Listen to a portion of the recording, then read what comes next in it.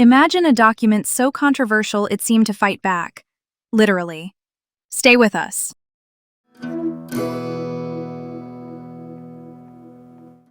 Hi, I'm Allie. And I'm Brianne. I have tea, a headache, and a very low tolerance for haunted office equipment today. I'm buzzing. I slept like 4 hours. But the story today? Seriously though, it's electric. Skeptical already, but fine. Welcome to the Veil, unsolved and unbelievable. Okay, so check this out. Today we're diving into a newsroom myth about a 63-page dossier that seemed to write back. Printers jamming on a page that didn't even exist. Phones ringing from numbers that matched footnotes.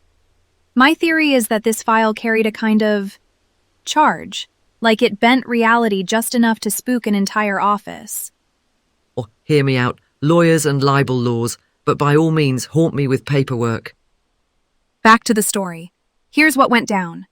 Jason Adekwe Arday, born 1985 in South London, rose fast.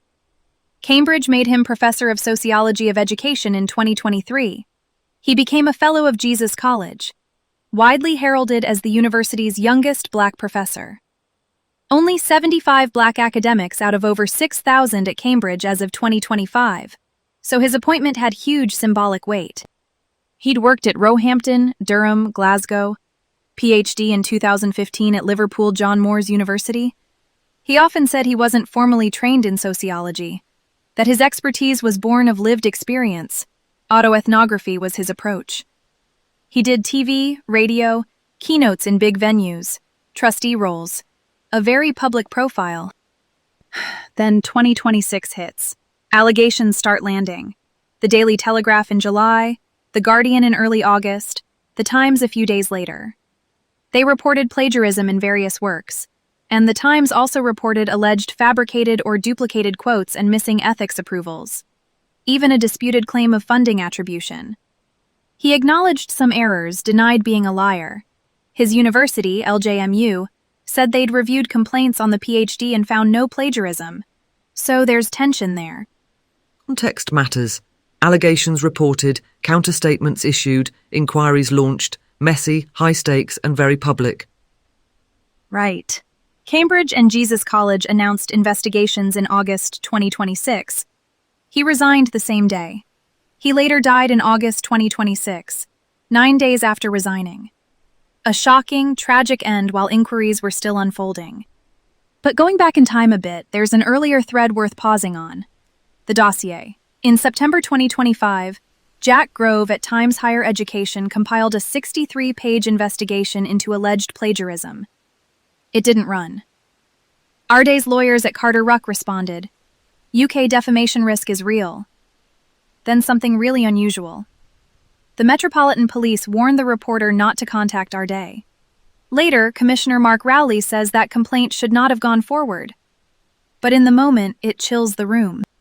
Which is bananas from a press freedom standpoint, but also explained as an error by the Met, not possession by a PDF, just a bureaucratic misstep with teeth. Here's the deal. My theory? The 63 pages developed a kind of newsroom gravity. People talk about it like it was warm in their hands. The myth says when editors tried to print, the machine jammed on page 64. There is no page 64. Phones rang displaying numbers that looked like footnotes, or dates, 2407, 0108, 0608. The exact sequence the mainstream coverage would later take. Telegraph in July 2026, Guardian in early August 2026, The Times in August 2026. Psychological priming. Once dates matter, your brain maps every random ping to that pattern. Apophenia 101 and printers jam. Have you met printers? Back to the facts. After months of hush, a cascade hits in late July and early August 2026. Meanwhile, there'd been signals. In 2023, an emeritus professor flagged overlap in a 2018 article.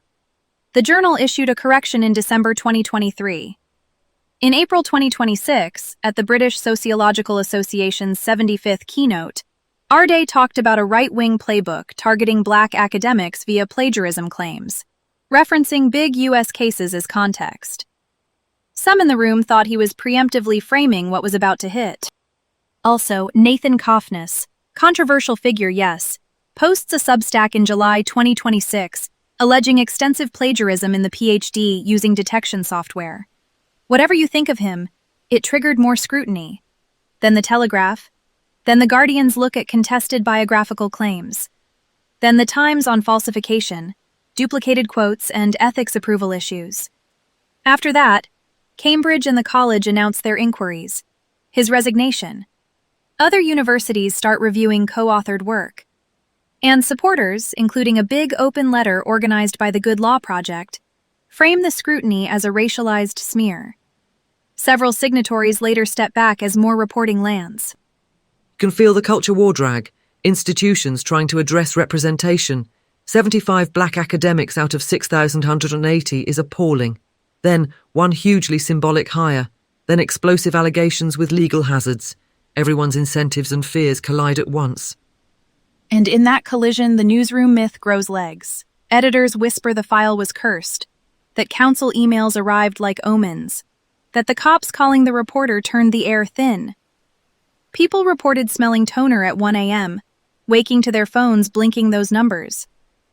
I know it sounds spooky, but can you imagine holding a document that could crater a career, rattle institutions, set off national debate? I think some documents get alive. Or everyone's cortisol was through the roof. Look, UK defamation laws are strict. Carter Ruck is frankly terrifying to newsrooms, and the police warning, though later admitted as a mistake, would scare anyone off. You don't need a poltergeist when you've got pre-action letters. Okay, next up. Let me paint the picture as I heard it. Late desk, lights low. The email chain unfurls with counsel CC'd, Latin phrases like little knives, post-its saying double source or drop by page 47. Someone cracks a window like law can suffocate a room. You scroll to the end of page 63, try to print a clean set, and the tray coughs on a phantom page. Calls arrive. 1217, 2407, 608. You tilt your head and think, is the file answering us back? Narratively delicious. Scientifically, stress hallucinations are a thing. Also, those numbers could be timestamps, or your mate Graham from sales butt dialing you. Sorry, not sorry. Here's what's undeniable. The dossier existed. It was 63 pages. It didn't publish in 2025. Legal risk and that police warning chilled things. And then in 2026, multiple outlets reported. Cambridge and Jesus College opened inquiries. Other universities reviewed hires and papers. The symbolic stakes were massive because of representation. The methodological debates over autoethnography and standards were intense. Supporters saw a smear.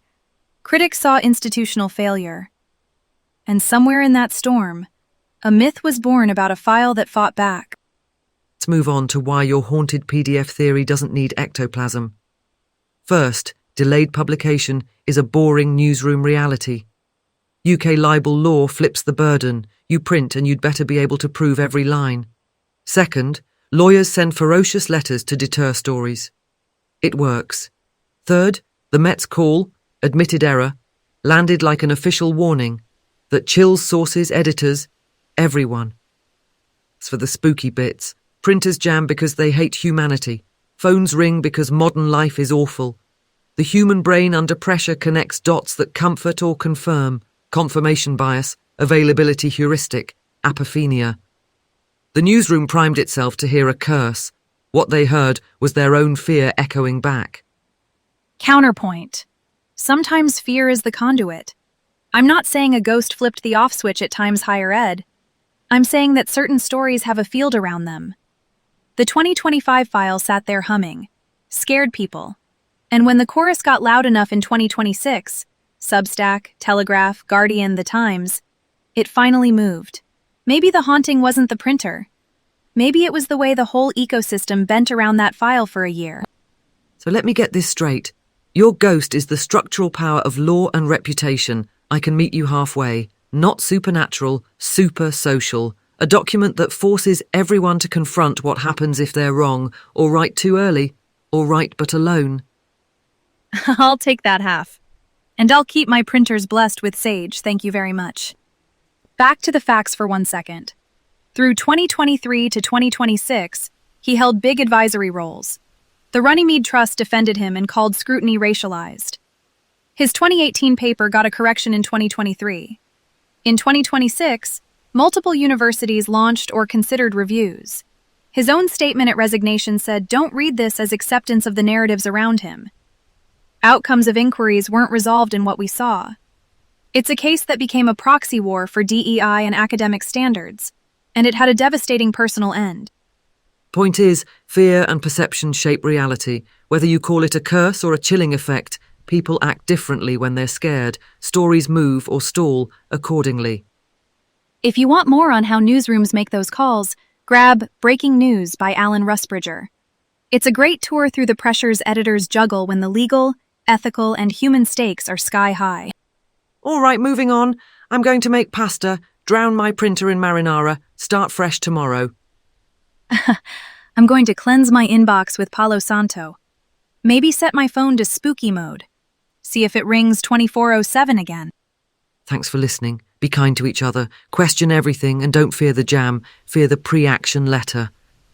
Stake your curious out there. This was The Veil, unsolved and unbelievable. See you next time.